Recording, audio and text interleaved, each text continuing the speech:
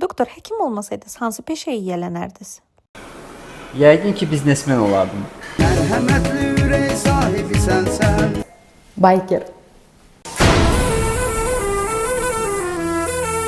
İnteryer dizayner. Yenə də həkim olardım. Yəqin ki, riyaziyyat müəllimi olardım. Əziz müəllimim, dediklərin doğruymuş. Heç başqa peşə fikirləşməmişəm. Yenə də həkim olardım, Fərdə xanım. Doktor dərdime bul bir çare. İnteryer dizayner. Rock your body right. Əslində mənim iki ixtisasım var. Həm müəlliməm, ilk ixtisasım müəllimlikdir. İkinci ixtisasım həkimdir. Yenə də təkrar və təkrar olaraq həkimliyi seçərdim. Ağına düşmüşəm deyiblər, həkimdir bu qız. Hüquqşünas olardım. Yenə də həkim olardım. Mənim həkimim bax bu qız olacaq.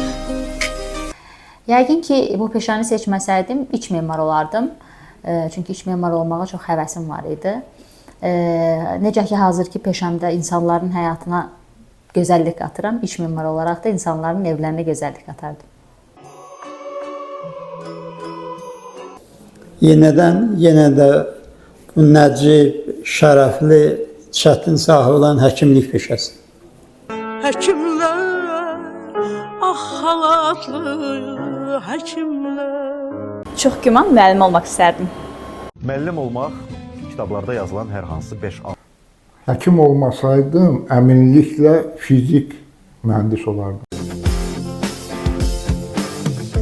Yəqin ki, pilot olardım. Heydər Əliyev Beynəlxalq Hava Limanına yaxınlaşırıq. Xahiş edirəm təhlükəsizlik kəmərlərini bağlayın.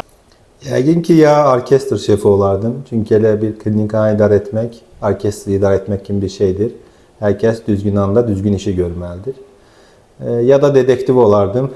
Çünki hamının gördüyü bir simptomun arxasında görsənməyən, gizlənmiş bir xəstəliyi, yəni səbəbi tapmaq lazım.